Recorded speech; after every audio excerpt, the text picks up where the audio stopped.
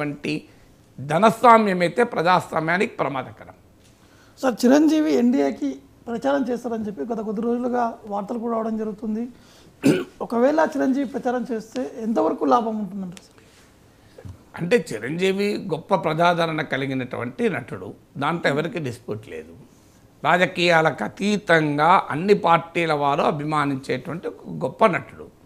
So ప్రతి ఇంట్లో మీకు చిరంజీవి అభిమాని ఉంటాడు. నా ఇంట్లో ఉంటారు, మీ ఇంట్లో ఉంటారు.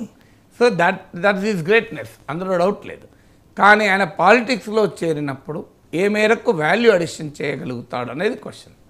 సో ఆయన పాలిటిక్స్లో చేరినప్పుడు అనివార్యంగా ఆయన పైన కూడా ప్రశ్నలు వస్తాయి. మీరు ప్రజారాజ్యం ఎందుకు పెట్టినట్టు, ఎందుకు కాంగ్రెస్లో కలిపినట్టు, మీ మీద నమ్మకం ఉండి మీ పైన ఆశతో 18 మంది ఎమ్మెల్యేలను గెలిపిస్తే 71 లక్షల మంది ఓట్లేస్తే దాన్ని అర్ధాంతరంగా వదిలేసి రాజకీయాలకు 10 ఏళ్ళు దూరం ఉండి ఏ ప్రజా సమస్యను ఈ 10 ఏళ్లలో ప్రస్తావించకుండా ఎక్సెప్ట్ సినిమా టికెట్లు, సినిమా వాళ్ళ కష్టాలు మినహా ఇప్పుడు వచ్చి మళ్ళీ రాజకీయాల్లో నేను మళ్ళీ ఆసక్తి చూపుతాను, మీరు మా ఎన్డీఏకు ఓట్లేయండి లేదా జనసేనకు ఓట్లేయండి అని చెప్పినప్పుడు ఈ 10 ఏళ్ల పాటు ప్రజా సమస్యలపైన స్పందించని చిరంజీవి గుర్తొస్తాడు. ప్రజారాజ్యాన్ని అర్ధాంతరంగా అన్యాయంగా వదిలేసి కాంగ్రెస్లో కలిపిన చిరంజీవి గుర్తొస్తాడు. సో ఆటోమేటిక్గా ఈ ప్రశ్నలన్నీ ఉత్పన్నమవుతాయి కదా. రాష్ట్ర విభజన సమయంలో చిరంజీవి ఎక్కడ, ఈ 10 ఏళ్ల పాటు విభజన హామీలు అమలు కాకపోయినప్పుడు చిరంజీవి ఎక్కడ, అమరావతి పైన చిరంజీవి తీసుకున్న వైఖరి 3 రాజధానులకు మద్దతు ఇచ్చాడు. సో ఈ ప్రశ్నలన్నీ వచ్చినప్పుడు పొలిటికల్ పోలరైజేషన్ అవుతుంది. చిరంజీవి సినిమా నటుడుగా ఉన్నప్పుడు దేర్ ఇస్ నో పోలరైజేషన్. చిరంజీవిని అందరూ అభిమానిస్తారు, ఈయన మెగాస్టార్. కానీ ఒక్కసారి పొలిటికల్ డొమైన్లోకి వచ్చినప్పుడు ఆయన పాస్ట్ క్వశ్చన్లోకి వస్తుంది, ఆయన ప్రజెంట్ క్వశ్చన్లోకి వస్తుంది. పోలరైజింగ్ క్వశ్చన్లు అనివార్యంగా వచ్చినప్పుడు ఆ ప్రభావం తగ్గిపోతుంది. అందరివాడిగా సినిమా నటుడుగా ఉన్నప్పుడు ఉన్న అభిమానం కాస్త రాజకీయ రచ్చలోకి దిగినాక, రాజకీయ రొచ్చులోకి దిగినాక అది ఆ రొచ్చులో అటో ఇటో ఉండాలి తప్ప నేను అందరివాడుగా ఉంటాను అంటే సాధ్యమయ్యే పని కాదు కదా. ఇక నెక్స్ట్ క్వశ్చన్ ఏమొస్తుంది, చిరంజీవి వల్ల కొత్తగా ఎన్డీఏకు, జనసేనకో, ఎన్డీఏకైనా ఓటు వేయాలని కోరుకునే వాళ్ళు ఎవరు? చిరంజీవి వస్తే కాపు ఓటు పూర్తిగా ట్రాన్స్ఫర్ అవుతుంది. చిరంజీవి అయినా కాపు సంఘ నాయకుడా? అండ్ చిరంజీవి ఏమైనా కాపుల రిజర్వేషన్ కొరకు రోడ్డెక్కి ధర్నాలు చేశాడా, పోరాడా? సో ఈ చరిత్రలో చిరంజీవి కాపు హక్కుల కొరకు గలమెత్తి రోడ్డు మీదకి వచ్చి పోరాడిన ఉదాహరణ చెప్పండి. చిరంజీవి ప్రజారాజ్యం పెట్టినప్పుడు కాపులు రాలేనమాట నిజం.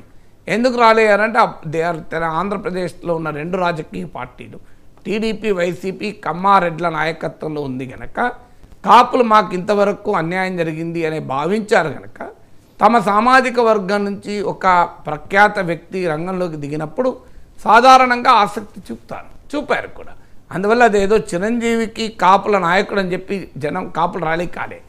రాష్ట్ర రాజకీయ రంగంలో కాపులు సంఖ్యాపరంగాను కీలకమైన స్థానంలో ఉండి కూడా ఆంధ్రప్రదేశ్ చరిత్రలో పొలిటికల్ పవర్కు దూరంగా ఉన్నారు.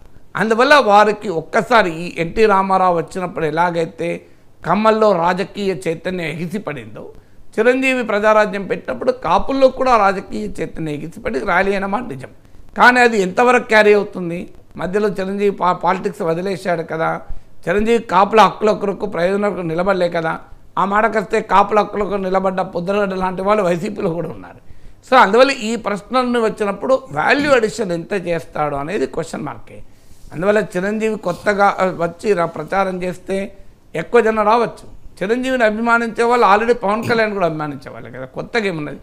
అందువల్ల వారి ఆల్రెడీ ఎన్డీఏకు ఓటు వేసే వాళ్ళు ఫర్దర్ కన్సాలిడేషన్కి ఉపయోగపడుతుంది తప్ప అదనంగా వాల్యూ అడిషన్, కొత్తగా న్యూట్రల్ ఓటర్లను అట్రాక్ట్ చేసి ఆ న్యూట్రల్ ఓటర్లను తీసుకొచ్చి ఎన్డీఏ ఖాతాలో చిరంజీవి వేయించగలుగుతాడని అనుకోడు.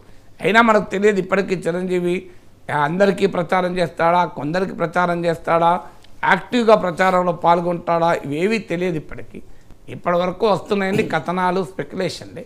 బట్ నా అంచనా చిరంజీవి ప్రత్యక్షంగా ఎన్డీఏకు స్టార్ క్యాంపెయినర్గా మారి ఎన్డీఏ అభ్యర్థుల తరఫున ఓట్లేసినా అదనంగా కలిసి వచ్చే అంశం ఏమి ఉంటుందని నేను అనుకోను. సార్ గులాబీ